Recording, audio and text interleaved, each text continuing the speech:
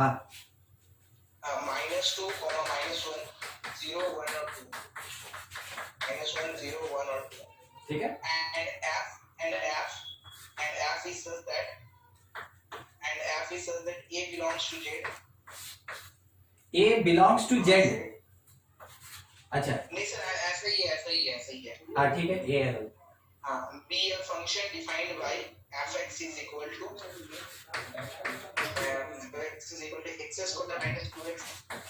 square minus 2x minus 3 find एक number question है range of f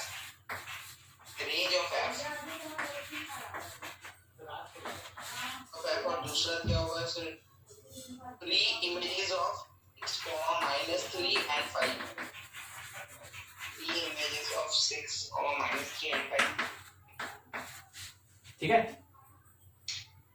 हाँ sir. चलिए देखिए, इस क्वेश्चन के नहीं बनने के पीछे कारण क्या है, ये पार्ट आपको याद होगा। हम पिछले क्लास में आपको बोले थे कि सेट फॉर्म हम लोग पढ़ रहे हैं फंक्शन का, और उसके साथ में हम लोग डायग्रामेटिकल फॉर्म देखे थे जिसको मैपिंग बोल रहे थे।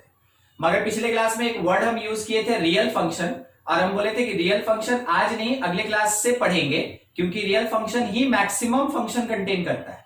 तो जो रियल फंक्शन होता है ना, ये फंक्शन रियल फंक्शन है। जब कभी भी x के टर्म में डिफाइंड होगा कोई भी फंक्शन, वो हमेशा रियल फंक्शन होता है, और इसके साथ कुछ एडिशनल कंडीशन होता है, आज पढ़ेंगे। ठीक है, समझ में आया आपको ये क्वेश्चन क्यों नहीं बन रहा था? जिस किसी भी क्वेश्चन में आपके पास ऐसा कोई पार्ट प्रोवाइडेड होगा, उस क्वेश्चन को अगर आप बनाने का कोशिश किए होंगे तो उसमें आपको दिक्कत हुआ होगा, क्योंकि रियल फंक्शन अभी तक हम लोग पढ़े नहीं है। ठीक है, अब एक छोटा सा चीज, अगर आप चाहे तो जितना पढ़ाया गया है उस तरीके से बना सकते हैं। हम आपको एक बात बताएं कि ये फंक्शन रियल फंक्शन है, जो पढ़ना बाकी है। ठीक है, मगर आप इसका दूसरा तरीका क्या ले सकते थे कि आपको अभी बताया नहीं गया है, मगर समझ लीजिए, थोड़ा यहीं से स्टार्ट ही हो जाएगा। मान लीजिए x का वैल्यू हम क्या ले सकते हैं, x का वैल्यू हम -2 ले सकते हैं। तो अगर बोलेगा कि f(x) निकालिए, यानी f ऑफ -2 निकालिए, क्या आप इस बात को समझे?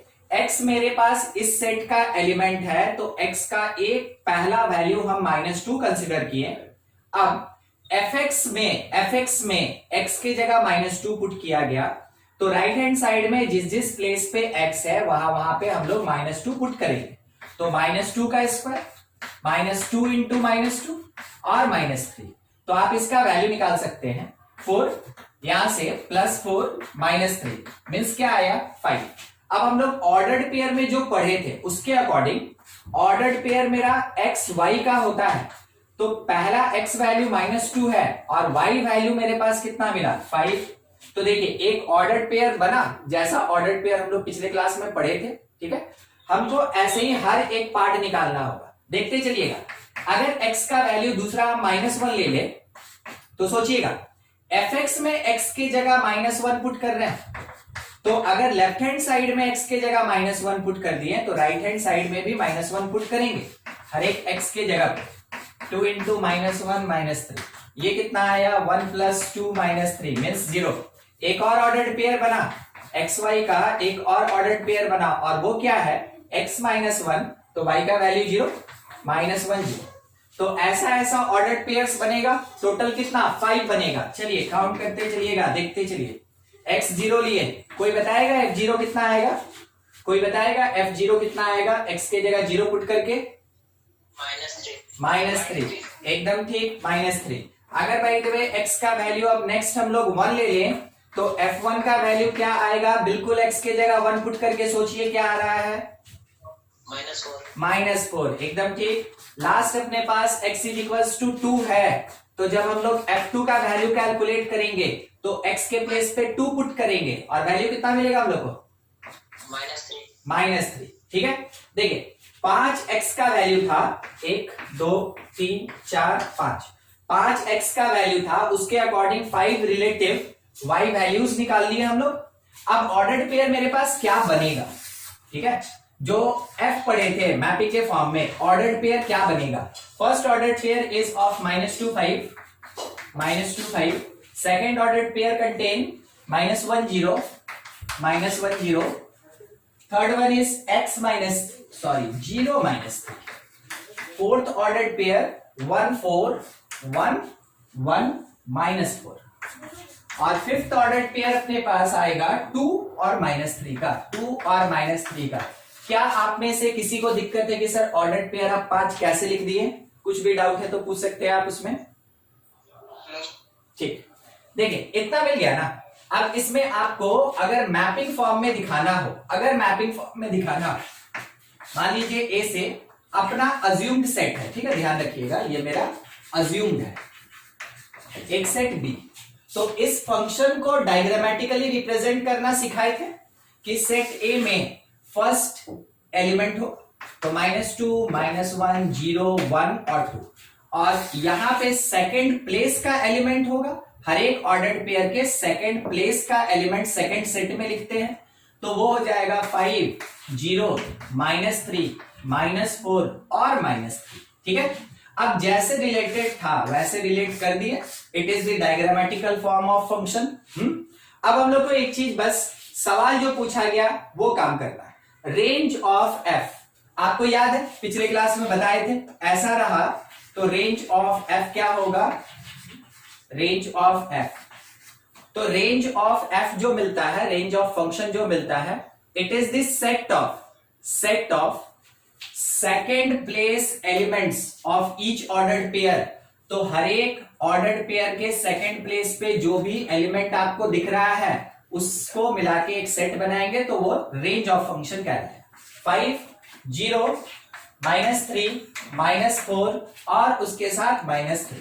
तो -3 दो बार है तो हमको दो बार नहीं लिखना, हमको क्या करना है, एक ही बार में क्लोज कर देना है। ठीक है, अच्छा यहां पे भी आप अगर देखें तो आपको एक बात पता चलेगा, -3 हम दो बार लिखे हैं। आप इसको दो बार ना लिखें, आप इसको एक ही बार रहने दीजिए और इस 2 को ले जाके हम मिला दें, है ना, क्योंकि सेट में हम लोग सीखे है ना कि एलिमेंट को बार बार रिपीट नहीं करना है। तो अगर -3 दो बार आया तो हम लोग उसको वन टाइम लिखेंगे और दोनों एलिमेंट जाके -3 से जुड़ जाएगा। तो अपने रेंज ऑफ फंक्शन क्या मिला? 5 0 -3 -4, पिछले क्लास में ये सीखे थे। और सेकेंड हमसे क्या पूछा गया? Pre image of 6 -3 5।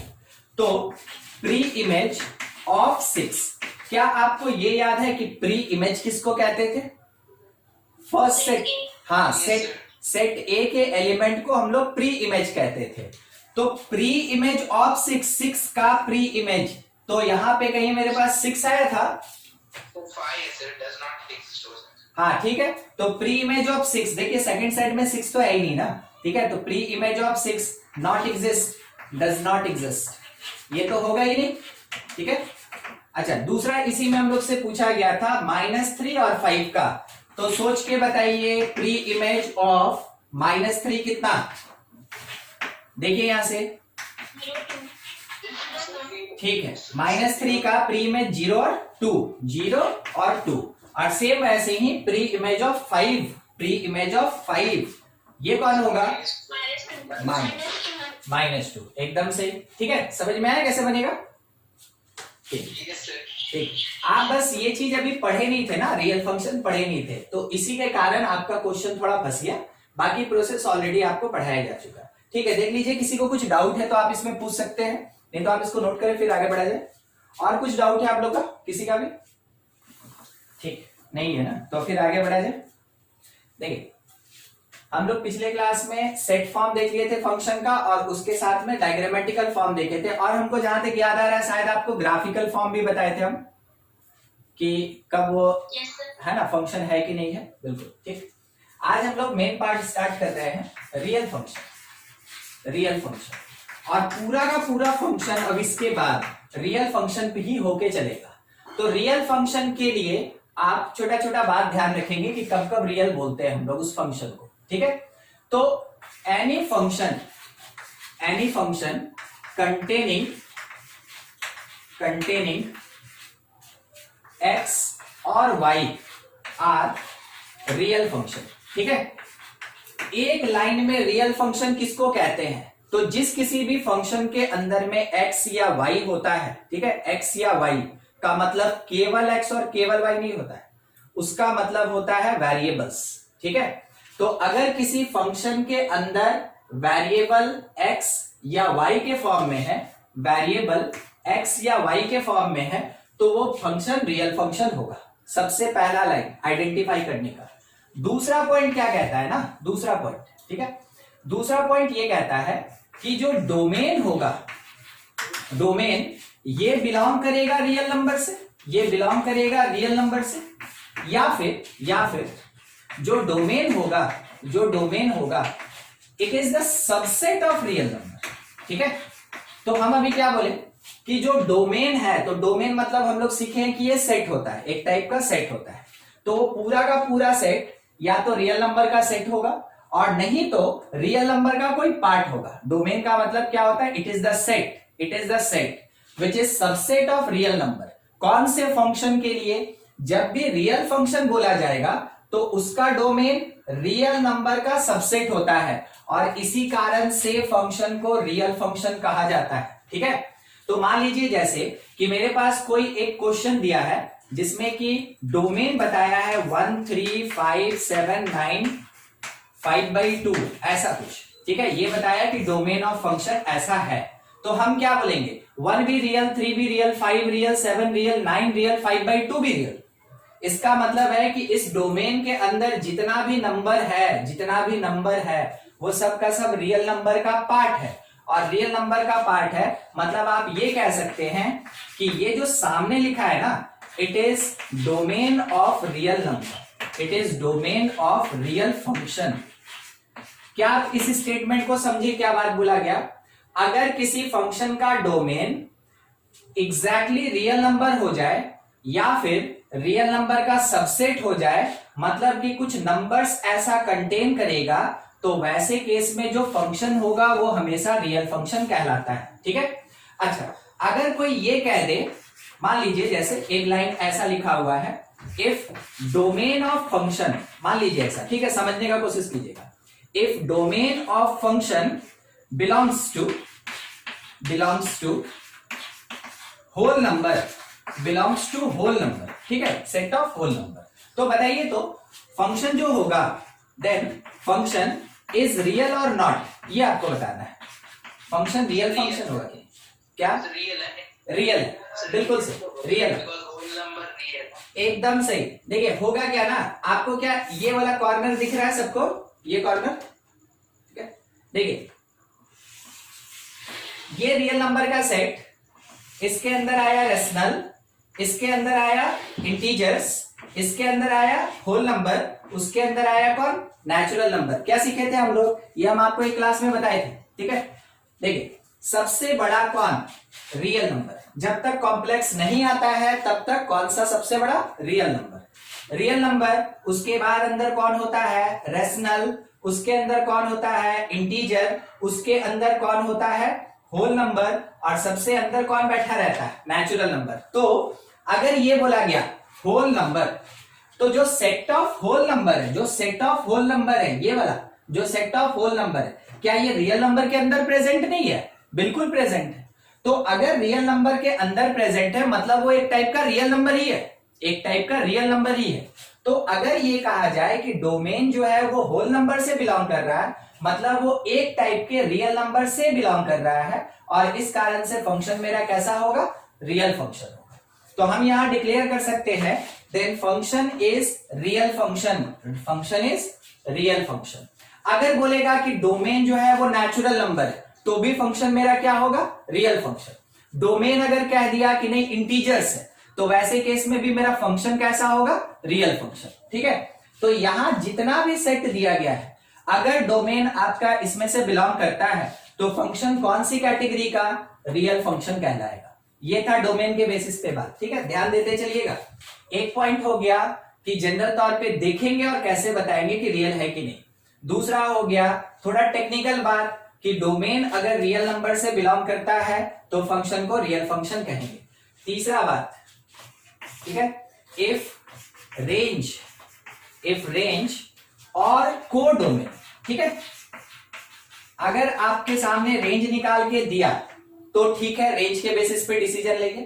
अगर रेंज नहीं दिया तो आप कोडोमेन के बेसिस पे डिसीजन लेंगे। आपको याद है कोडोमेन का मतलब क्या होता है, कोडोमेन क्या होता है, सेकंड से, फिर से बोलिए, बी तो बी कोडोमेन होगा। हाँ ठीक है, एकदम सही। यानी एक लाइन में आप ये कहना चाहते हैं कि सर अगर कभी मैपिंग होता है तो ये जो सेकंड सेट होता है इट इज द कोडोमेन। अगर मैपिंग होता है तो जो सेकंड सेट होता है वो कोडोमेन, और फंक्शन के केस में जो फर्स्ट होता है सेट इसको हम लोग क्या बोलते हैं, डोमेन। ठीक है, और हम लोग एक बात और ध्यान रखेंगे कि range is the subset of codomain. Range जो होता है वो कोडोमेन का एक पार्ट होता है। ठीक है, ये हम लोग को याद रखना चाहिए कि अगर फंक्शन मैपिंग के फॉर्म में दिया तो जो फर्स्ट सेट होता है वो डोमेन, जो सेकंड सेट होता है वो कोडोमेन, और सेकंड सेट का कुछ कलेक्टेड पार्ट जिसका की प्री इमेज बनता है, लिखाए थे आपको पिछले क्लास में, जिसका प्री इमेज बनता है उसको हम लोग क्या बोलते हैं, रेंज। और रेंज कोडोमेन में क्या relation, range always subset of codomain. यानी बड़ा सेट कौन, कोडोमेन, और छोटा सेट कौन होता है, रेंज होता है। ठीक है, चलिए तो हम लोग यहां देखें थोड़ा, अगर ये बोला गया कि रेंज या कोडोमेन तो आप समझ गए दोनों का बात हो रहा है, सेकंड सेट को लेके ही दोनों का बात हो रहा है। तो अगर रेंज या कोडोमेन बिलोंग कर जाए, belongs to real number, belongs to real number और सबसेट ऑफ रियल नंबर, और सबसेट ऑफ रियल नंबर। ठीक है, अगर बिलोंग कर जाए या उसका सबसेट हो जाए देन वैसे केस में फंक्शन कौन से टाइप का, function is real function, function is real function. तब हम लोग फंक्शन को रियल फंक्शन कहते हैं। मतलब क्या हुआ, बिल्कुल इस तरीके से लिखा जाए कि अगर range of function belongs to real number, ठीक है, या फिर range of function subset of real number, subset of real number, तो वैसे केस में फंक्शन कौन से टाइप का, रियल फंक्शन, फंक्शन कौन से टाइप का, रियल फंक्शन। ठीक है, तो हम लोग अभी तीन पार्ट देखें, एक्स वाई कंटेन करे तो रियल, डोमेन और रेंज अगर रियल नंबर से बिलोंग करे तो रियल फंक्शन।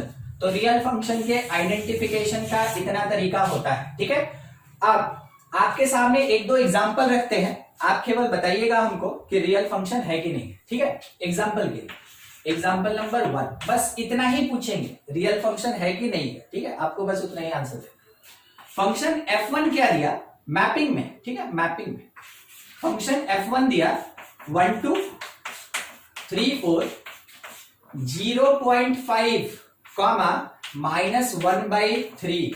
हाँ, ये हुआ मेरे पास एक पूरा का पूरा फंक्शन। बोलिए ये रियल फंक्शन है कि नहीं, बस है ना, एंड तक दिख रहा है ना सबको, ये लास्ट वाला भी तो दिखा आपको, -1/3 दिख रहा है। ठीक है, हाँ, रियल फंक्शन है कि नहीं है, बिल्कुल बिल्कुल, it is real function, it is real function. देखिए क्वेश्चन के डिस्कशन में ही आपको अभी एक समरी और मिलेगा, ध्यान दीजिएगा।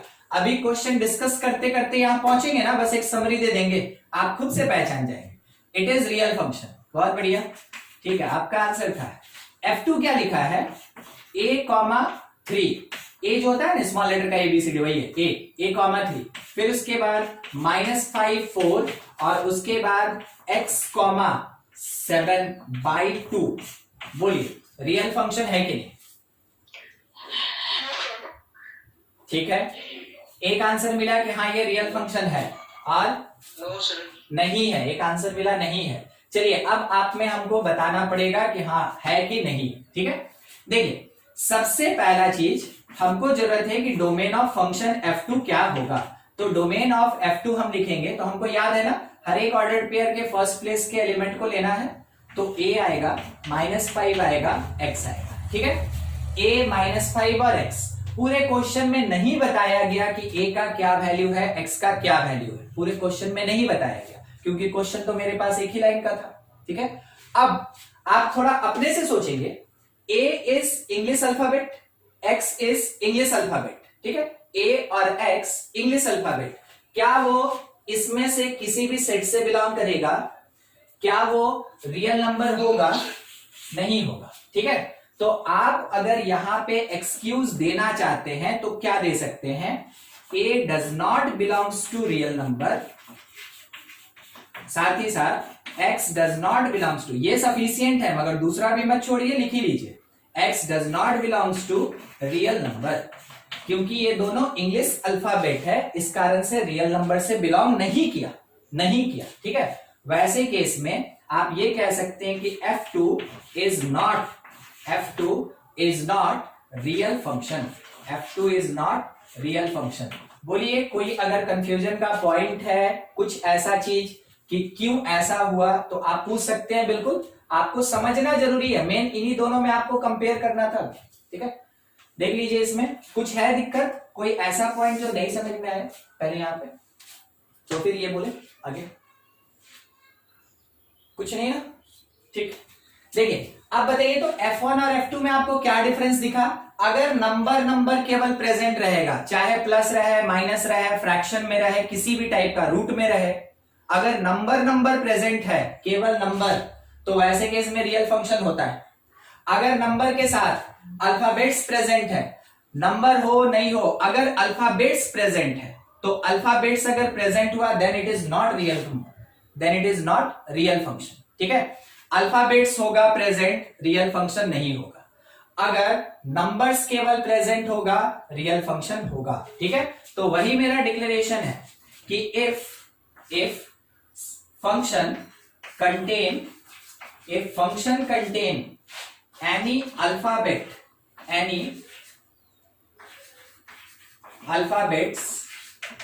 then not real function, वैसे केस में ये रियल फंक्शन नहीं होता है, ठीक है। आपको ये बात समझ में आ गया, नंबर्स प्रेजेंट होगा then it is real function, numbers के अलावे अगर अल्फाबेट्स प्रेजेंट है then it is not real function. ये हुआ अपने पास मैपिंग के लिए फॉर्मेट, और आपको इस 3 तरीके से पता करना होगा कि दिया गया फंक्शन मेरा रियल फंक्शन है कि नहीं।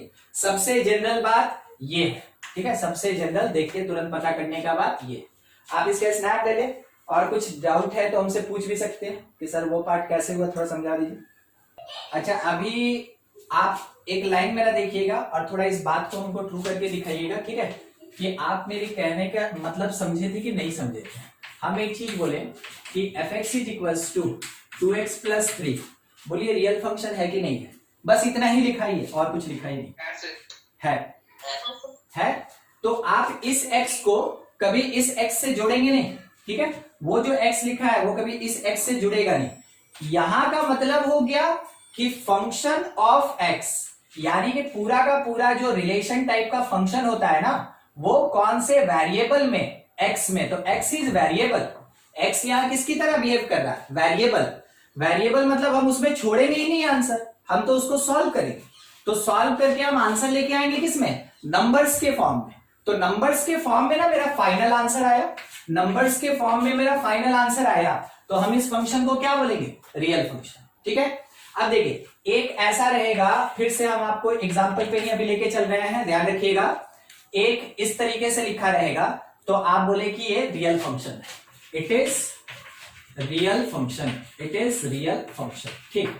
दूसरा एक और बात, अगर लिखा है gx, तो g लिखा रहे, f लिखा रहे, कोई फर्क नहीं, देख रहे हैं लिखने का तरीका कोई एक लेटर है, उसके बाद ब्रैकेट में आपके पास x लिखा रहेगा, तो हम लोग इसको बोलते हैं फंक्शन ऑफ x, ठीक है। gx लिखा है तो gx is the function of x, और क्या लिखा है वो समझिएगा। लिखा है यहाँ पे 5x minus 2 by x minus 3 when x belongs to all whole number except 3, और जो मेरे पास रेंज लिखा था, ठीक है, range of function g that belongs to real number. अच्छा इसका क्या मीनिंग हुआ, थोड़ा आपको हम पहले वो समझा दें। कर्ली ब्रेस का मतलब होता है सेट, ठीक है, कर्ली ब्रेस का मतलब सेट। बोल रहा है कि x कोई भी होल नंबर हो सकता है, बस किसको छोड़ के। आपको याद है सेट में पढ़े थे a माइनस बी, सेट में a माइनस बी, तो इसका क्या मीनिंग था, a का सारा एलिमेंट, हाँ बोलिए आंसर। सर a का सारा एलिमेंट जो b में प्रेजेंट ना हो, बिल्कुल सही, यानी b को छोड़ के a का सारा एलिमेंट, तो यहां लिखा है W-3, तो इसका मतलब क्या हुआ, सारा होल नंबर बस कौन से नंबर को छोड़ के, 3 को छोड़ के, ठीक है। तो x जो है वो कोई भी होल नंबर हो सकता है, बस 3 को छोड़ के, ठीक है। 3 को छोड़ के कोई भी होल नंबर ये हो सकता है। अब हमको ये बताइए कि इतने डिस्क्रिप्शन के साथ हम g को क्या बोले, ये रियल फंक्शन है कि नहीं, ठीक है। इट इज रियल फंक्शन और नॉट। Yes, sir. चलिए ठीक है, देखते हैं। x होल नंबर एक्सेप्ट 3, तो आप हमको एक बात बताइएगा, whole number except 3 is the subset of real number, true की फॉल्स, बस इतना बोलिए, ट्रू की फॉल्स। True, sir. ट्रू, बिल्कुल ठीक, ट्रू। अब दूसरा चीज, यहां पे रेंज जो दिया, रेंज, ठीक है, range is the real number, तो real number is the subset of real number, ये तो खैर ट्रू है ही, इसमें तो हम लोगों को सोचना ही नहीं है, ठीक है।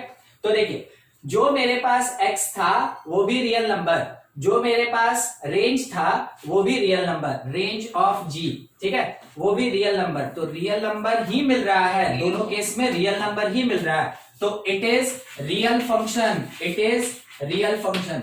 बोलिए कोई लाइन जो आपको कंफ्यूज किया था, अगर आप में से किसी का आंसर नहीं आया था तो, ठीक है, देख लीजिए, इसमें पूछिएगा, ठीक है, अगर नहीं समझ में आएगा उसको पूछिएगा, क्योंकि अभी बेसिक में चल रहे हैं, उसके बाद इतना डिस्क्राइब करके हम लोग फंक्शन नहीं पढ़ेंगे, डिफरेंट टाइप्स ऑफ फंक्शन आएगा, तो पीछे वाला चीज, जैसे आज अभी हम क्वेश्चन बताते हैं तो हम आपको बोलते हैं ना कि देखिए हम लोग सेट में पढ़े थे a-b, तो आप समझ गए कि हाँ वो वाला कॉन्सेप्ट यूज, बिल्कुल वैसे ही आगे बढ़ेंगे, इस वाले चीज को याद दिलाएंगे, आपको याद करना होगा, हाँ हम पढ़े थे, अगर अच्छे से समझेंगे तभी आपको तुरंत याद आएगा, नहीं तो फिर उसके बाद समझने में दिक्कत हो जाएगा, ठीक है। तो कहीं भी कोई भी दिक्कत होगा, बिल्कुल रोक के बोलिएगा कि सर हमको वो लाइन नहीं समझ में आया, ठीक है, आपके लिए एक्सप्लेन किया जाएगा यहाँ पे। हाँ चलिए ठीक है, अभी तक में किसी को कोई दिक्कत नहीं हुआ है, बहुत बढ़िया बात है। नेक्स्ट हम लेके चल रहे हैं hy that is equals to 5y square plus 2y minus 1, ठीक है। बोलिए इट इज रियल और नॉट, जबकि हम आपको ये बता दें कि domain of h belongs to natural number, और जो कोडोमेन है, codomain of function h belongs to whole number, ठीक है। अब सोच के बताइए, ये h जो है Real function है, sir. रियल है कि नहीं, Sir, real है, sir. ठीक है, एकदम सही, कहा जा सकता है इट इज रियल फंक्शन, कहा जा सकता है इट इज रियल फंक्शन, और उसके पीछे कारण अपना क्या निकला कि डोमेन नेचुरल नंबर था जो रियल का सबसेट है, कोडोमेन होल नंबर है जो रियल का सबसेट है, मतलब डोमेन कोडोमेन सब रियल नंबर का पार्ट है, इसलिए उससे रिलेटेड जो फंक्शन होगा वो भी रियल फंक्शन होगा, ठीक है, उससे रिलेटेड जो फंक्शन होगा वो भी रियल फंक्शन होगा, ठीक है। ये था आपके पास एग्जांपल्स कि हाँ ये होता कैसा है, ठीक है, ये होता कैसा है। अब थोड़ा सा वैल्यू पे बात करें, और x और y को थोड़ा हम आपके सामने डिफाइन करना चाहते हैं, ठीक है। देखिए टर्म्स कैसे कैसे रिलेटेड, मान लीजिए जैसे अपने पास ये दिया कि if fx is equals to 5x plus 3, इस तरीके से लिख के दिया, ठीक है, fx is equals to 5x plus 3, तो हम लोग बोले ये रियल रिप्रेजेंटेशन है फंक्शन का। अगर इसका आपसे बोला गया इसका सेट फॉर्म दिखाइए, सेट फॉर्म ऑफ फंक्शन, मतलब या तो सेट बिल्डर में लिखिएगा और नहीं तो रोस्टर फॉर्म में लिखिएगा, तो कैसे कन्वर्ट करते हैं उस पर ध्यान दीजिएगा, ठीक है। ये गिवन है, तो फंक्शन f लिखा जाएगा सेट बिल्डर में, that is equals to containing x, 5x plus 3, ठीक है, x, 5x plus 3 such that x belongs to real number, क्या आप इस बात को समझे कि फर्स्ट प्लेस पे x लिखा गया और सेकंड में जहां y होता है वहां 5x प्लस 3 लिखा गया। देखिए इसी लाइन को एक अल्टरनेटिव तरीके से लिख सकते हैं, उसको समझिएगा। Function f is equals to set of ordered pair xy such that y is equals to 5x plus 3 when x belongs to real number। अगर x रियल नंबर होगा तो यहां पे पुट कीजिएगा तो y तो अपने आप रियल नंबर हो जाएगा, तो y को लिखने का कोई जरूरत नहीं होता है, अगर आप लिख देंगे तो गलती भी नहीं होगा। ठीक है, देखिए इस लाइन से रिलेटेड ये और ये स्टेटमेंट थोड़ा एनालाइज कीजिए, अगर आपको डाउटफुल समझ में आता है आप हमसे जरूर पूछिए।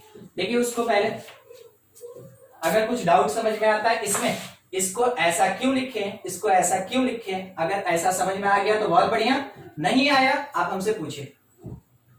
ठीक, अगर कहीं भी दिक्कत हो तुरंत पूछिए। चलिए अब हम थोड़ा इस वाले पॉइंट को लेके आगे बढ़ते हैं। ठीक है, सब एक दूसरे से रिलेटेड, पूरा रियल रियल रियल, ठीक है, रियल फंक्शन सब एक दूसरे से related.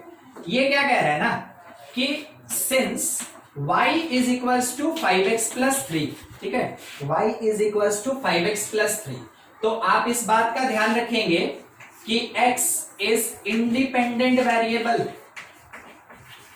x is independent variable. ठीक है, इंडिपेंडेंट वेरिएबल कौन होता है? इंडिपेंडेंट वेरिएबल जिसका वैल्यू हम खुद से अज्यूम कर लेते हैं कि ये रखेंगे, वो होता है इंडिपेंडेंट वेरिएबल। और y यहां पे किसकी तरह बिहेव करेगा? इट इज वेरिएबल, हाँ एकदम ठीक, dependent, it is dependent variable, ये एक डिपेंडेंट वेरिएबल है। ठीक है, अब आपको ये याद आया कि y is equals to 5x plus 3, तो ठीक है यहां लिखा गया था, मगर ये एक्चुअल में है कौन? क्या आप इसको मिला के एक बार कंपेयर कर सकते हैं? fx equals to 5x plus 3 और y equals to 5x plus 3, तो इन दोनों लाइन के बेसिस पे क्या हम ये लिख सकते हैं कि fx जो होगा वो y होगा? Yes sir. ठीक, ठीक, तो देखिए कब कैसे लिखेंगे, अब थोड़ा वो बात समझा रहे हैं हम आपको। जब फंक्शन में रिप्रेजेंट करना हो तो fx equals to 5x plus 3 लिखेंगे, जब फंक्शन में रिप्रेजेंट करना हो तो fx equals to 5x plus 3 लिखेंगे। उसी फंक्शन का अगर इक्वेशन बनाना हो, उसी फंक्शन का अगर इक्वेशन बनाना हो तो y equals to 5x plus 3 लिखेंगे। मतलब सीधा सा बात है, फंक्शन में कहीं अगर fx लिखा है तो उसको हम y से रिप्लेस कर सकते हैं। इसका सीधा सा एक स्टेटमेंट है कि in any real function, in any real function fx can be replaced, fx can be replaced by y। ठीक है, fx को हम किससे रिप्लेस कर सकते हैं? y से। ठीक है, तो अब सोचिए अगर fx लिखा, ठीक है, fx अगर लिखा 6x स्क्वायर प्लस 1, ऐसा 6x स्क्वायर प्लस 1, सोच के बताइए x इंडिपेंडेंट की dependent? Independent, it is independent variable. अब हमको बताइएगा कि डिपेंडेंट वेरिएबल में हम क्या लिखें, जबकि मेरे पास y नहीं दिया है। ध्यान रखिएगा, मेरे पास यहाँ एक्सप्रेशन में कहीं y तो लिखा नहीं है, मेरे पास एक ही लाइन दिया है कि एक लाइन का ये वाला फंक्शन है fx equals to 6x square plus 1। तो बताओ कि इंडिपेंडेंट वेरिएबल कौन और डिपेंडेंट वेरिएबल कौन? ठीक है, सर जो order second place dependent variable, sir order place second place dependent होगा सर। नहीं शुभजीत, है क्या ना कि इस लाइन के अलावे मेरे पास कोई डेटा नहीं दिया, इस लाइन के अलावे अगर मेरे पास कोई डेटा नहीं दिया तो हम ऑर्डर पेयर अभी तो नहीं निकाल सकते हैं। मगर जो आप एक क्वेश्चन पूछे थे आपको याद है, उसमें डेटा दिया था, सेट दिया था ना? Yes sir. हाँ, सेट दिया था तो हम ऑर्डर पेयर निकाल सकते थे। हम बहुत सिंपल सा अभी बात कर रहे हैं, हम आपको केवल समझा रहे हैं कि होता क्या है और कैसे हम लोग आइडेंटिफाई करते हैं। ठीक है, तो एक ही लाइन ही दिया और कुछ नहीं दिया कि fx is equals to 6x square plus 1। तो आपसे पूछा कि बताओ इंडिपेंडेंट वेरिएबल कौन? आप बोले सर x जो होगा वो इंडिपेंडेंट वेरिएबल होगा। आपसे पूछा गया चलो ठीक है इतना सही, अब बताओ डिपेंडेंट वेरिएबल कौन? तो डिपेंडेंट वेरिएबल के लिए आप आंसर क्या देंगे? बोलिए बोलिए। fx, डिपेंडेंट वेरिएबल के लिए आप आंसर क्या देंगे? fx, एकदम ठीक, ये fx लिखा है। ठीक है, fx। तो क्या आप ये समझे ये y के प्लेस पे ही ना लिखा है? हम आपको इसी बात के लिए रोके थे कि मेरे इक्वेशन में, मेरे फंक्शन में कहीं y है नहीं, तो आप अपना आंसर y में नहीं दे सकते। तो ठीक है, y में नहीं आंसर दे सकते, मगर y तो fx के बराबर होता है ना, ये डिक्लेरेशन अभी अभी मिला, y fx के बराबर होता है। तो y अगर नहीं लिख सकते हैं तो डिपेंडेंट वेरिएबल कौन होगा, fx हो जाएगा। डिपेंडेंट वेरिएबल कौन होगा, fx हो जाएगा। ठीक है, तो x इज इंडिपेंडेंट वेरिएबल और fx इज डिपेंडेंट वेरिएबल। देखिए इस स्टेटमेंट में कुछ दिक्कत है, अगर आपको कुछ भी यहाँ पे पार्ट समझ में दिक्कत है पूछ लीजिए, नहीं तो हटाया जाएगा इसको। फिर देखिए अगर आपके पास ऐसा लिखा है fx है ना, fx, तो आप इसको पढ़ते क्या है, it is function f in terms of variable x। ठीक है, ये फंक्शन f है इन टर्म्स ऑफ x। अगर gx लिखा है, सॉरी gy लिखा है मान लीजिए, तो आप इसको पढ़ते क्या है, it is function g in terms of variable y, ठीक है, y के टर्म में कौन सा फंक्शन, g। अगर ये लिखा है h t, ठीक है, h t, तो आप इसको क्या पढ़ेंगे, function h in terms of variable t। ठीक है, तो जब भी ऐसा कुछ लिखा रहेगा तो आप अब पढ़ के समझ सकते हैं कि हाँ वो फंक्शन है और उसमें क्या फंक्शन का नाम है और कौन वेरिएबल है। ठीक है, बस आइडेंटिफिकेशन के लिए था, बेसिक में चलिए समझ में आएगा, आगे हायर पे और बढ़ते चलेंगे। देखिए ये हो गया, अब आगे थोड़ा ये भी बात समझिएगा। ठीक है, थोड़ा इंपॉर्टेंट ही है। क्या इंपॉर्टेंट है कि अगर मेरे पास गिवन है कि देखो ht जो है, ht that is equals to 2t plus 1। कोई हमसे ये बोला कि थोड़ा फाइंड करके बताइए, पहला चीज क्या फाइंड करने बोला कि h ऑफ -3/2 क्या होगा। ठीक है, दूसरा क्वेश्चन हमसे ये पूछा गया कि h ऑफ 0 कितना होगा। तीसरा क्वेश्चन ये पूछा गया, ठीक है, कि h इनवर्स 1 कितना होगा, ये पूछा गया। फिर फोर्थ हमसे ये पूछा गया कि h a कितना होगा। इट इज नॉट 0, ये a लिखा है। ठीक है, h a कितना होगा, जबकि a कांस्टेंट है। जब भी किसी को पुट करने बोले तो a एक कांस्टेंट है। चलिए आंसर देते चलिए, h -3/2 क्या करना है हमको, क्या करना है, t के प्लेस पे -3/2 पुट करना है। एकदम ठीक, t के प्लेस पे हमको -3/2 पुट करना है राइट साइड में, तो 2 इंटू -3/2 प्लस 1, फाइनल आंसर हमको मिला -2। h 0 बोला तो t के प्लेस पे 0 पुट करेंगे, यानी आंसर आ गया 1। एकदम ठीक, h इनवर्स 1 पूछ दिया, हो गया जमेला, h इनवर्स 1 पूछ दिया। ठीक है, देखिए inverse function is part of class 12 syllabus. ठीक है, इनवर्स फंक्शन जो होता है वो क्लास 12 सिलेबस का एक पार्ट होता है। मगर आप याद कीजिएगा, हम फंक्शन में आपको पिछले क्लास में बताए थे कि अगर मेरे पास प्री इमेज और इमेज होता है तो उसके बेसिस पे हम इनवर्स निकाल सकते हैं। देखिए अगर किसी के पास अवेलेबल हो तो पिछले क्लास का कॉपी देखिए, जो नोट हुआ था उसमें है कुछ नहीं, समझाते हैं। देखिए 2 3 मान लीजिए एक ही तो हम ये बोलते हैं ना कि f2 जो होगा वो 3 होगा और f इनवर्स 3 जो होगा वो 2 होगा। क्या आपको याद है, पिछले क्लास में ही ये पढ़े थे हम लोग? यस सर, पढ़े थे ना। ठीक है, बस वही चीज आपसे पूछा है, आपसे यही ना पूछा। देखिए एक ऑर्डर्ड पेयर है 2 3 का, ऑर्डर्ड पेयर पे ही बताए थे तो हम उसी पे बोल रहे हैं। एक ऑर्डर्ड पेयर है 2 3 का, ये अगर पुट हुआ तो सेकंड प्लेस आंसर, और इनवर्स में अगर सेकंड प्लेस डालें तो फर्स्ट प्लेस आंसर। फंक्शन में फर्स्ट प्लेस डाले, ऑर्डर्ड पेयर का फर्स्ट प्लेस एलिमेंट डाले तो सेकंड प्लेस वाला आंसर होता है, और इनवर्स में सेकंड प्लेस वाले एलिमेंट को पुट करते हैं तो फर्स्ट प्लेस वाला आंसर होता है। ठीक है, बस अब सोचिए H01 एक बार इसके साथ मिला के देखिएगा, ठीक ना। इस लाइन को एक बार देखिएगा और इस लाइन को एक बार देखिए, क्या एक जैसा है? बस F के जगह H लिखा है। अब F इधर लग गया 3 पे, सोचिए वही तो बोले हम, H इनवर्स ऑफ 1, H इधर लग गया, क्या आंसर होगा मेरा? क्या आंसर होगा? 0। समझ में आया? 0, ठीक है। अच्छा, इसी में हम एडिशनली थोड़ा और पूछ ले आपकी प्रैक्टिस के लिए। अगर H इनवर्स -2 पूछा जाए, आप आंसर क्या दीजिएगा? कितना? -3/2, एकदम ठीक है, -3/2।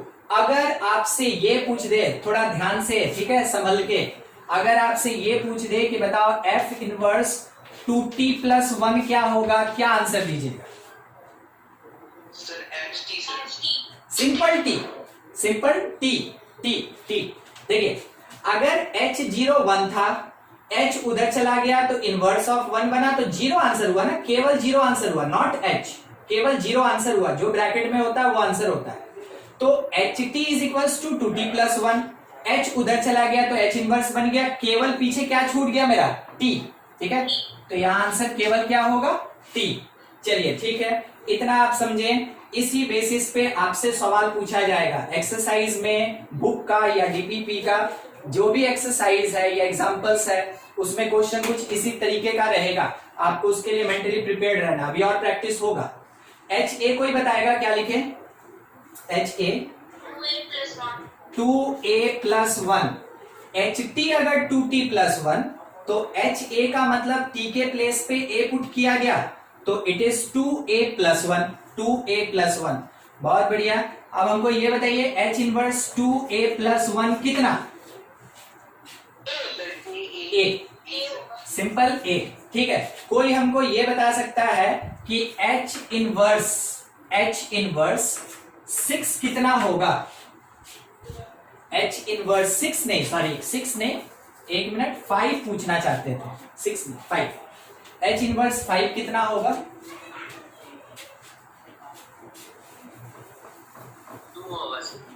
2। बहुत बढ़िया आंसर, बहुत बढ़िया आंसर, 2। देखिए, अगर आपसे बोल ही दिया गया कि देखो भाई H इनवर्स 5 जो है वो निकालना है, तो आपको एक चीज समझ में आता है कि यहाँ जो इनवर्स के साथ नंबर लिखा रहता है, ये एक्चुअल में इसका वैल्यू है, ये इसका वैल्यू है, ठीक है। क्या आप इन दोनों लाइन को एक साथ देख पा रहे हैं? 5 जो है वो 2a+1 का वैल्यू है, तो आप लिखे 2a+1 5, तो a कितना? 2। a कितना हो गया? 2। a कितना हो गया? 2। तो a यहीं पे आंसर अभी बोले ना, H inverse 2a+1 is equals to a, तो H inverse 5 is equals to कितना? 2। बोलिए, किसी को दिक्कत है तो फिर बताएंगे। ये समझे आप? 2 आंसर। हाँ ना, कुछ तो आंसर दीजिए। क्या आया? हाँ, आ गया। चलिए ठीक है, बहुत बढ़िया। अब हम पूछना चाहते हैं H इनवर्स 9, आंसर बोलिए सीधा। H इनवर्स 9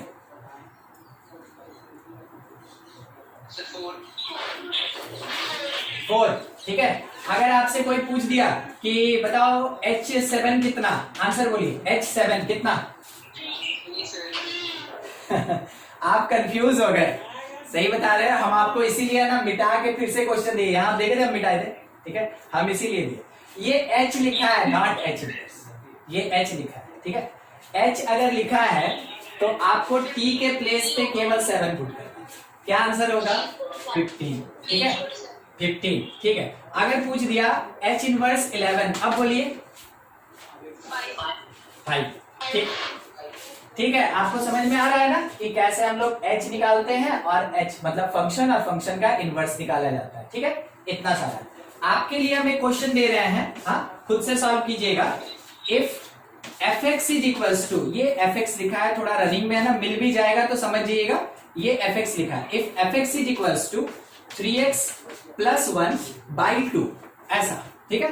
तो हम लोग से पूछा गया फाइंड f1, ठीक है, f1 कितना, फिर उसके बाद f-2 कितना, फिर उसके बाद f0 क्या होगा, और इसके साथ में एफ इनवर्स 7 कितना, ये पूछा गया। ठीक है, 4 क्वेश्चन है आपके पास, इसमें से 3 स्ट्रेट फॉरवर्ड फंक्शन का वैल्यू निकालना है, 1 इनवर्स का क्वेश्चन है। सॉल्व कीजिए इसको और बोर्ड वाला नोट कर लेंगे, क्लिक कर लेंगे।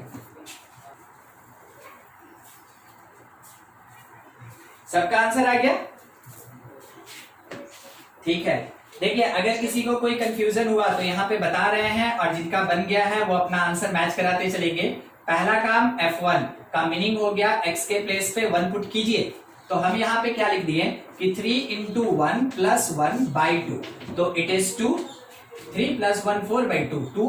दूसरा क्वेश्चन है f of -2, f of -2, x के प्लेस पे -2 पुट कर दिए, एकदम ठीक, बाई 2 यानी कि -5/2, एकदम सही। लास्ट हमसे f0 पूछा, लास्ट नहीं सेकंड लास्ट है, f0 x के प्लेस पे 0, 1/2, ये हो गया स्ट्रेट फॉरवर्ड फंक्शन का वैल्यू। ठीक है, अब हमसे पूछा f इनवर्स 7, f इनवर्स 7 मेरे बनाने का तरीका क्या होगा कि ये जो पार्ट दिया है, ये जो पार्ट दिया है right hand side, it is equals to 7, जो राइट हैंड साइड का पार्ट है इट इज इक्वल्स टू 7, तो हमको x निकालना है।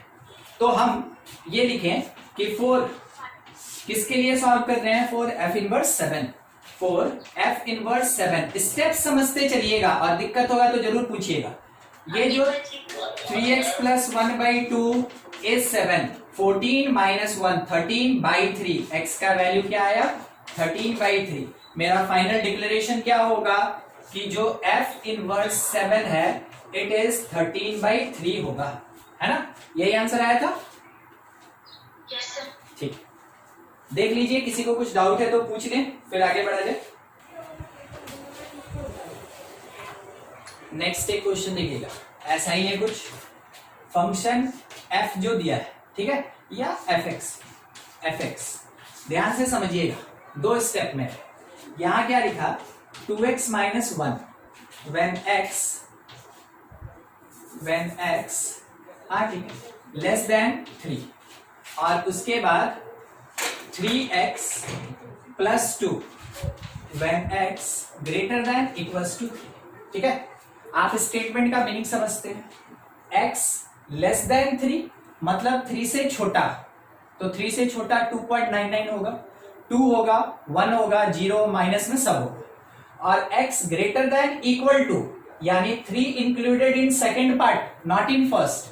3 को कहां रखेंगे हम लोग, सेकेंड पार्ट में, क्योंकि यहाँ इक्वालिटी है, और 3 से बड़ा और 3 वो दोनों यहां पे होगा। ठीक है, तो थोड़ा सोच के बस इतना बताइएगा, अभी हम कुछ सवाल नहीं पूछ रहे आपसे, हम बस ये पूछ रहे हैं कि x is equals to 3 first part की second part, x equal to 3 first part की सेकेंड पार्ट, सेकेंड पार्ट एकदम ठीक, ये मेरा सेकेंड पार्ट है या सेकेंड कंडीशन भी कहते हैं उसको। x इज इक्वल्स टू -3 कौन सा पार्ट, ये फर्स्ट होगा, ये फर्स्ट होगा। अगर x इज इक्वल्स टू लिखा है 7/2 फर्स्ट की सेकेंड,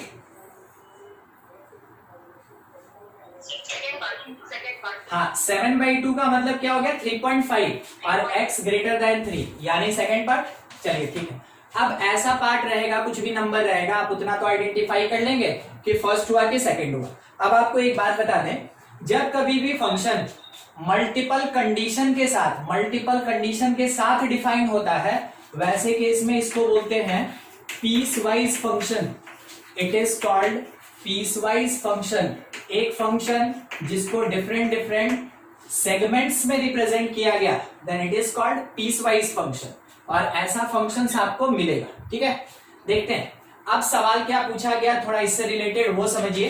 पहला चीज पूछा गया कि बताओ f ऑफ यही सब पूछ रहे हैं 3 कितना होगा। तो हम सबसे पहले देखेंगे कि ये जो x के जगह पे 3 दिया ना, ये कौन से सेगमेंट का, तो ये सेकंड सेगमेंट का, और सेकंड सेक्शन या सेकंड पार्ट में फंक्शन कैसा यूज होगा, 3x प्लस 2 यूज होगा। ठीक है, जब भी इस कंडीशन को फुलफिल करेगा x, 3x प्लस 2 यूज करेंगे fx के जगह।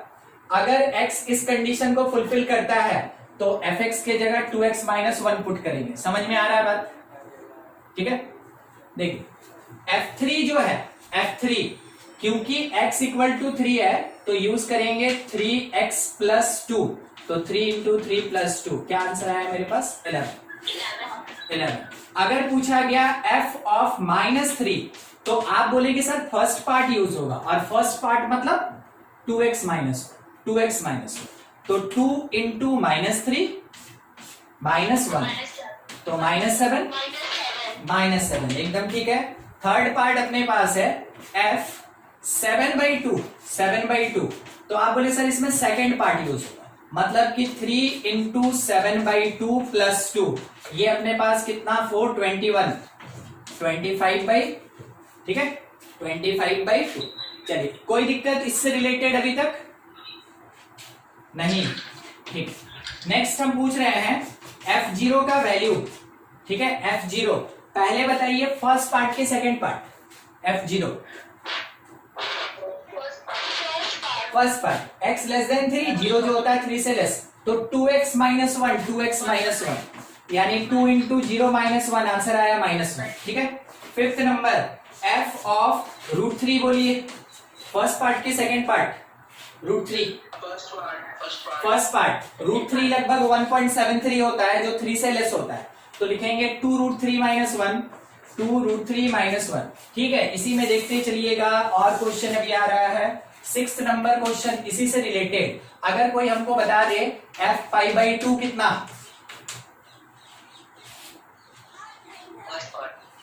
फर्स्ट पार्ट, देखिए पाई तो आप पढ़े होंगे ना, 22/7 या 3.14 होता है, पढ़े कि नहीं?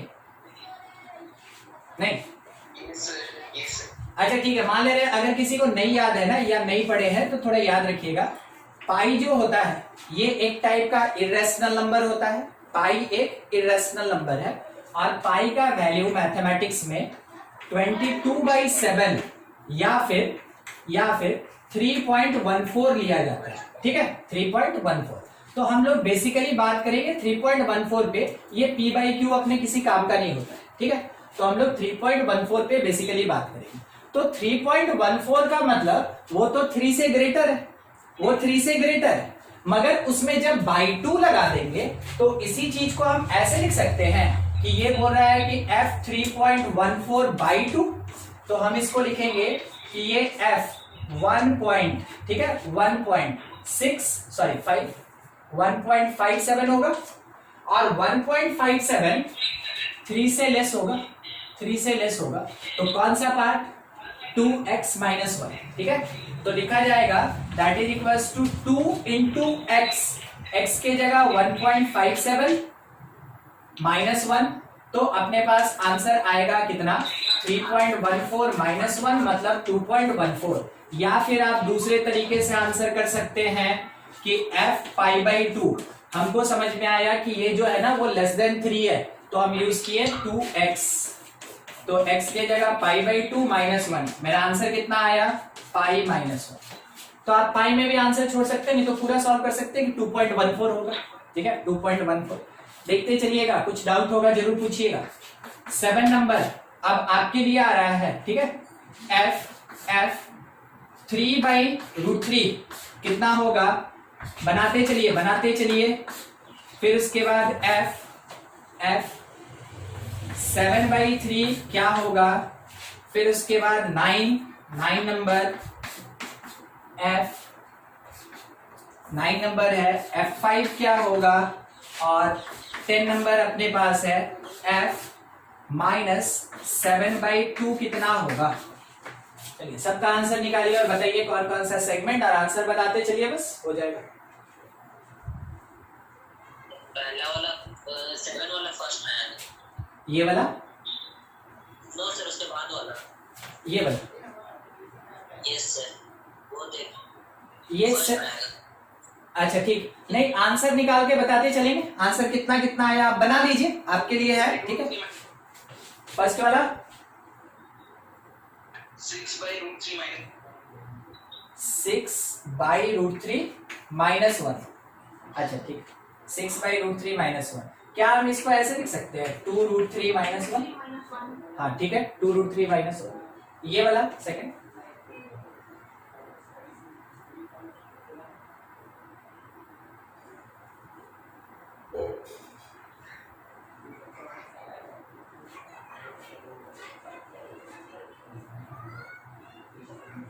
पूरा बना लीजिए, एक बार फिर आंसर लिखेंगे। 9 नंबर 5 है क्या? 5 हाँ F5 है, F5 पूरा बना लीजिए, एक ही बार में आंसर हम लोग मिला लेंगे सब।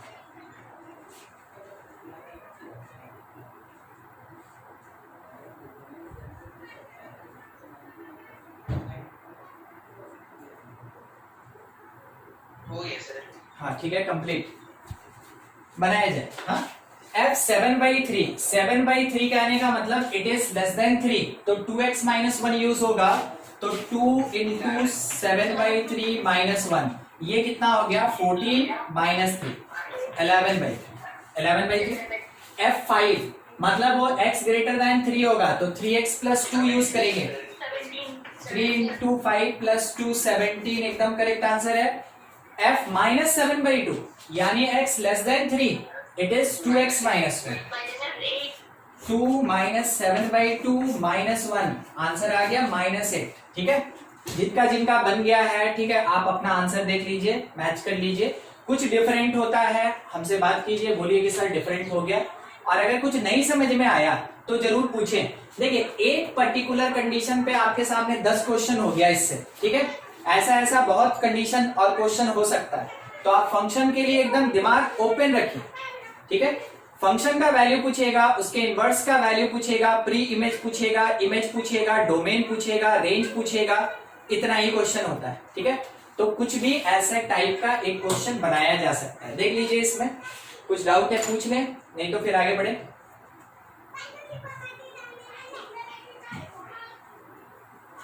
हो गया सब ना? ठीक, देखिए ये जो 5 चीज हम आपके सामने डिस्क्राइब किए ना, इसके बेसिस पे थोड़ा सा और डिस्कशन करना चाहते हैं। ठीक है, इधर वाला हम हटा दे रहे हैं, बस उसको रख लें, उसके बेसिस पे थोड़ा और डिस्कशन है। ये जो 5 क्वेश्चन बताए हैं अभी, इसके बेसिस पे थोड़ा डिस्कशन। देखिए अगर आपसे सवाल पूछा गया, ठीक है, नेक्स्ट आपके पास कुछ क्वेश्चन है इसी से रिलेटेड, कि बताओ F इनवर्स 11 कितना। दूसरा सवाल अपने पास है F इनवर्स -7 कितना। तीसरा सवाल अपने पास है F इनवर्स -1 क्या होगा। फोर्थ अपने पास क्वेश्चन है F इनवर्स 2√3 -1 प्लस 2√3, ये कितना। देखिए ये जो 4 क्वेश्चन है ना, उसका आंसर यही 5 में से कुछ है। ठीक है, आप सोच के आंसर दीजिए तो क्या होगा बताइए, तो देख के बताइए, कुछ बनाना नहीं है। इसके लिए आप यहाँ देखिए, F इनवर्स 11 3 होगा। F इनवर्स 11 आप 3 बोले ना, एकदम ठीक, क्योंकि F3 11 है तो F इनवर्स 11 3 होगा, बिल्कुल सही। ये -3 हाँ ठीक है, F ऑफ -3 क्योंकि -7 था, तो F इनवर्स -7 -3 के इक्वल होगा। F -1, F इनवर्स -1 0, F0 क्योंकि -1 है, तो जब F इनवर्स -1 निकालेंगे वो 0 आएगा, और F इनवर्स -1 प्लस 2√3, बिल्कुल इसी चीज को तो थोड़ा सा पलट के यहाँ लिखा गया है तो वही। ठीक है, तो अगर ये पार्ट है तो वो किसके बराबर होगा, √3। देखिए आप इस लाइन को देख रहे हैं ना, इसका एक और फॉर्मेट देखते चलिएगा, बस यही, अब और कहीं नहीं ध्यान देना है, बस यही ध्यान दीजिएगा। अगर लिखा रहा है F इनवर्स 1 माइनस 2√3, आप इस लाइन के बेसिस पे क्या आंसर दे सकते हैं इसका,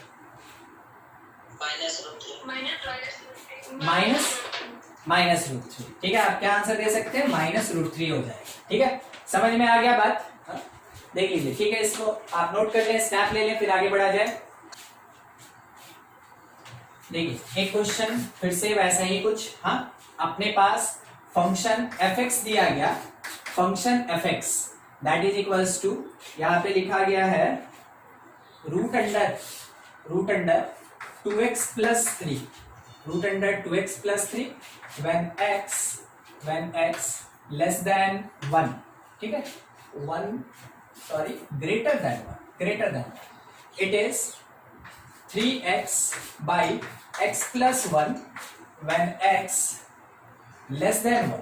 ठीक है, और it is 5 when x equal to, देखिए कितने पार्ट में डिवाइड कर दिए, 3। हाँ, कंडीशन को इससे पहले जो 2 कंडीशन एक साथ मर्ज किए थे ना, ग्रेटर देन इक्वल टू, यहाँ पे ग्रेटर अलग कर दिए, इक्वल टू अलग कर दिए, ठीक है। 1 के अबाउट ये डिफाइंड है। अब इसके बेसिस पे क्वेश्चन है, जहां तक उम्मीद है आप खुद से सॉल्व कर लेंगे। हाँ, हम क्वेश्चन लिख रहे हैं, आप सॉल्व करते चलिएगा, पूरा हो जाएगा, एक बार आंसर हम लोग डिस्क्राइब कर लेंगे और चेक कर लिया जाएगा। चाहिए क्या, F3 क्या, फिर सेकंड F इनवर्स 7 कितना, सॉरी -7 कितना, F इनवर्स -7, ठीक है। फिर उसके बाद थर्ड नंबर हमको चाहिए F0 क्या होगा, फोर्थ नंबर F इनवर्स 1 क्या होगा,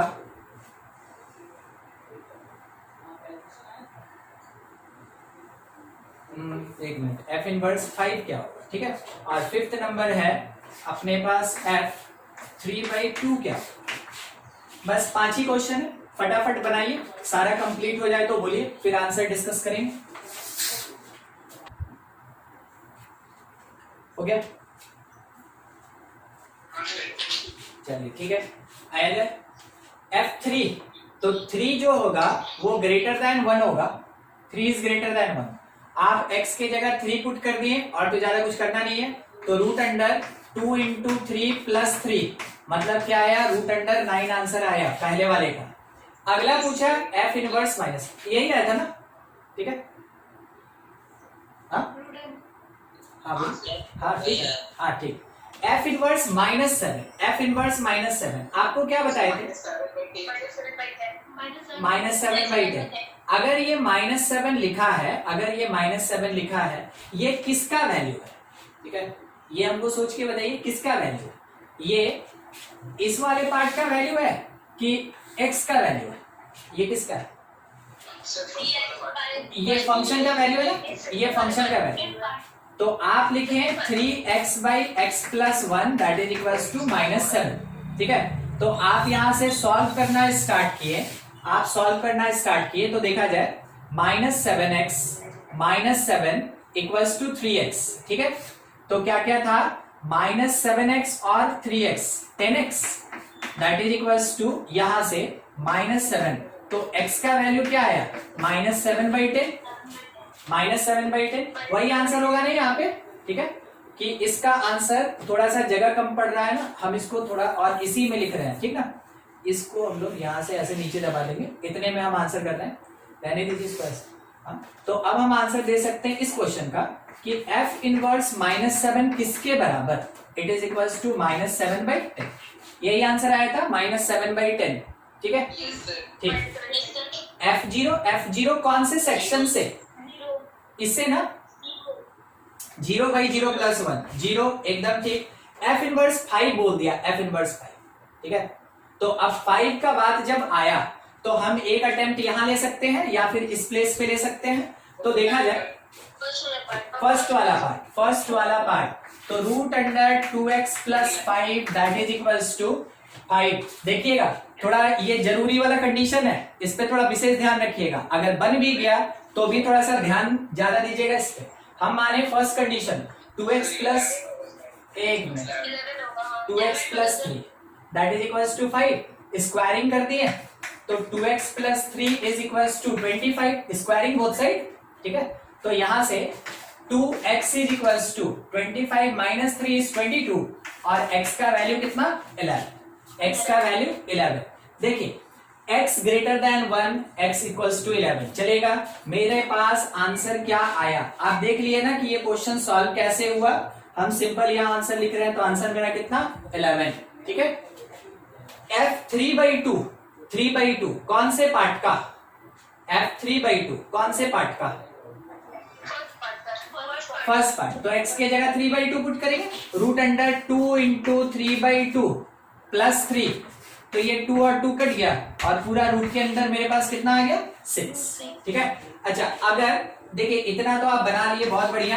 एक एडिशनल क्वेश्चन केवल पूछ ले रहे हैं, कोई बताएगा हमको F इनवर्स 5 कितना। ओहो मेरा मिस्टेक, मेरा मिस्टेक, ये क्वेश्चन तो हम दिए ही थे। देखिए अभी हम आपको इस वाले लाइन पे एक बात बोले थे ना, इसमें हम आपको अभी क्या बोले थे कि आपको खास करके यहाँ पे ध्यान देना चाहिए था, ठीक है। अगर आंसर आ भी गया तो ध्यान दीजिए। हम लोग आंसर इतना निकाले, ठीक है। अब एक बार और देखिएगा, हमको ये नहीं पता है ना, हमको ये नहीं पता है कि f इनवर्स 5 में से जो x आएगा वो ग्रेटर देन 1 होगा या लेस देन 1 होगा या इक्वल टू 1 होगा, ये तो हमको नहीं पता। हमको ये पता है कि 5 जो है वो इसी में से किसी का वैल्यू है। तो क्या आपको कहीं 5 दिखा था? फंक्शन का वैल्यू 5 देखिएगा, fx का वैल्यू 5, तो x को क्या लिखेंगे? f inverse 5। तो f इनवर्स 5 का वैल्यू उतना ही होगा जितना कि इस कंडीशन में x का वैल्यू है। क्या आपको अपना मिस्टेक पता चला? देखिए देखिए, हम आपको बोले थे ना जिसका आंसर आ भी गया, ध्यान दीजिएगा, ये डिस्कशन वाला पार्ट है, ठीक है। देखिए, हाँ, और कुछ डाउट है तो हमसे पूछ भी सकते हैं कि सर ऐसा कैसे हो गया, मेरा आंसर क्या 11 गलत है, आप चाहे तो पूछ भी सकते हैं। समझ में नहीं आया। हाँ ठीक है, ये ठीक है।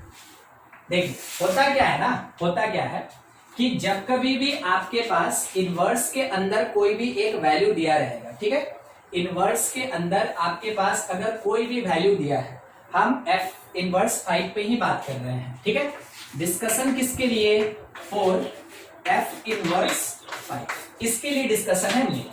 अगर मेरे इनवर्स के अंदर का पार्ट दिया है तो वो हो सकता है ये भी हो जाए, या इतना भी हो सकता है, या इतना भी हो सकता है, ठीक है। तो पहला चीज ध्यान रखिएगा, क्योंकि आप इतना समझ रहे हैं कि इनवर्स के अंदर वाला पार्ट तो हमेशा फंक्शन का वैल्यू होता है, ये समझे ना सुभजीत? नहीं, हाँ, 5 जो होगा f इनवर्स के अंदर जो होगा वो तो इसी का वैल्यू होगा ना, ठीक है। तो हमको कैसे पता कि उसका x कितना आएगा? तो वो ग्रेटर देन में जाएगा, लेस देन में जाएगा, इक्वल टू में जाएगा। तो हम लोग देखिए उसका सॉल्यूशन कैसे निकालते हैं, ठीक है। हम आपके आंसर को अभी गलत नहीं बोले, ठीक है, हम अभी डिस्कशन कर रहे हैं, ध्यान दीजिएगा। हम उसका सॉल्यूशन कैसे निकालते हैं? मान लिए कि 5 is equals to first part root under 2x plus 3, तो हम लोग सॉल्व कर चुके हैं, डायरेक्ट लिख देते हैं। x का वैल्यू हम लोग को कितना मिल गया? 11। दूसरा, हमको ये नहीं पता कि 5 जो है वो कौन से सेक्शन का पार्ट है, तो हम 5 इज इक्वल्स टू ये ले लिए, तो मेरे पास 5 is equals to 3x by x plus 1, हम इसको सॉल्व किए तो 5x plus 5 is equals to 3x, तो यहां से मेरे पास 2x minus 5, 2x is equals to minus 5, तो x का वैल्यू क्या आया? माइनस 5/2 आया, माइनस 5/2। और तीसरा कंडीशन हम ये लिए कि सिंस, मेरे क्वेश्चन में लिखा है since f1 is equals to 5, f1 is equals to 5, इसका मतलब ये हुआ कि f इनवर्स 5 जो होगा वो 1 होगा, f इनवर्स 5 जो होगा 1 होगा, ठीक है। तो अभी अभी आप क्या देखें कि एक ये जो क्वेश्चन था, ये मेरे पास कितना आंसर प्रोवाइड किया? 3। मेरे पास कितना आंसर प्रोवाइड किया? 3। अब उसमें से सबसे सुटेबल कौन? अगर आपके पास कांस्टेंट और कांस्टेंट दिया है तो देखिए यहाँ पे बिना किसी कंडीशन के आप बता पा रहे हैं कि f इनवर्स 1 होगा। तो बाय द वे अगर ये तीनों आपके ऑप्शन में प्रेजेंट है तो तीनों करेक्ट होगा। अगर आपके ऑप्शन में तीनों प्रेजेंट है तो मल्टीपल चॉइस में तीनों करेक्ट होगा। और अगर सिंगल करेक्ट टाइप होता तो आपका ये जो थर्ड वाला देख रहे हैं ना, जिसमें आंसर कितना है 1, वो आंसर सही होता है, ठीक है। क्या आप समझे? क्या अभी बताया गया आपको इनवर्स के बारे में पीस वाइज फंक्शन में खास करके ध्यान रखिएगा, ठीक है। वही बात हम एक बार फिर से रिपीट कर रहे हैं। अगर f इनवर्स -7 बोला तो आप इसका एक आंसर निकालें एकदम सही। आप अगर खुद से ट्राई करके घर पे देखिएगा, -7 is equals to root under 2x plus 3, not possible, हो ही नहीं सकता है। और अगर हम लोग यहाँ पे 5 और -7 को बोले, ये भी हो ही नहीं सकता है। तो इस क्वेश्चन का एक ही आंसर था और इस कारण से सबका आंसर सेम आया, और वो सही भी है क्योंकि इसमें पॉसिबल ही नहीं है, -7। मगर ये जो 5 है ये इसमें भी पॉसिबल है क्योंकि रूट पॉजिटिव होता है, p/q में भी पॉसिबल है और साथ ही साथ 5 भी पॉसिबल। तो इसमें क्या हो सकता है कि 3 आंसर होगा।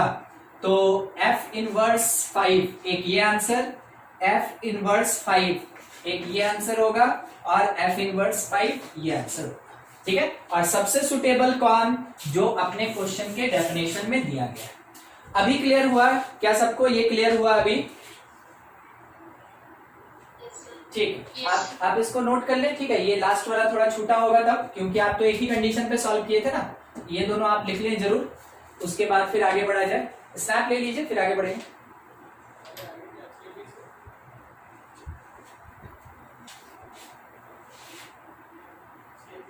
हाँ, हो गया सबका, ठीक, ठीक है। आपको हम बस एक क्वेश्चन दे रहे हैं, ठीक है। आप वो क्वेश्चन घर पे ट्राई करेंगे बिल्कुल इसी तरीके से, आप उस क्वेश्चन को घर पे ट्राई करेंगे। एक एडिशनल क्वेश्चन मेरी तरफ से है, बाकी आपके पास जो एक्सरसाइज में क्वेश्चन दिया, रियल फंक्शन का डोमेन और रेंज का कोई क्वेश्चन अभी मत बनाइएगा, क्योंकि अभी रियल फंक्शन का डोमेन रेंज ये बाकी है, रियल फंक्शन का कॉम्पोजिशन बाकी है, ये सब अभी बाकी है, फंक्शन अभी थोड़ा लंबा चलेगा, ठीक है। तो आपको हम एक क्वेश्चन दे रहे हैं अपनी तरफ से और बता देंगे कि कौन सा एक्सरसाइज बनाना है। हाँ, देखिए क्वेश्चन ये है, fx is equals to 5x plus 1 by x minus 1 when x greater than 0 but less than 3, ठीक है।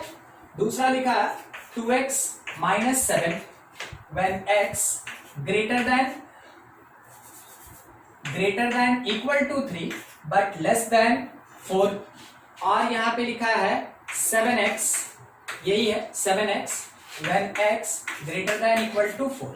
तो 0 से 3 के बीच कोई नंबर आएगा, 0 इंक्लूडेड है, ठीक है। 0 से 3 के बीच कोई नंबर आएगा, आप फंक्शन के इस पार्ट को यूज करेंगे। 3 से लेके 4 से कम तक कोई नंबर आएगा, आप इसको यूज करेंगे, और 4 से ग्रेटर आप इस पार्ट को यूज करेंगे as function, as real function. Question क्या बनता है वो सब लिख लेंगे, ठीक है। कि f0 कितना ये निकालना है, सेकंड है f3 कितना वो निकालना है, थर्ड है f-2 क्या होगा, फोर्थ है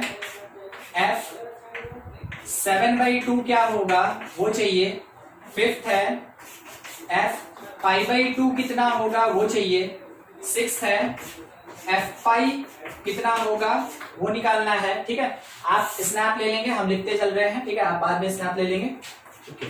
7 नंबर है f इनवर्स 2 निकालना है, क्या होगा। 8 नंबर है f इनवर्स -3 क्या होगा वो निकालना है। फिर उसके बाद 9 नंबर f इनवर्स 1 निकालना है कि क्या होगा, ठीक है। आप समझ गए, 9 क्वेश्चन है, बस 10 क्वेश्चन नहीं है, 9 ही क्वेश्चन है।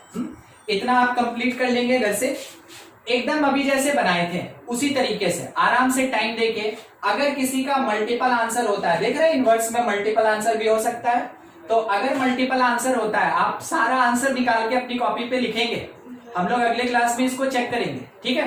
कोई नहीं बना आप बताएंगे, और यही क्वेश्चन एक बार हमको है ना अगले क्लास में बोलिएगा, हम यहाँ पे एक बार बनाएंगे और आपका आंसर चेक भी हो जाएगा।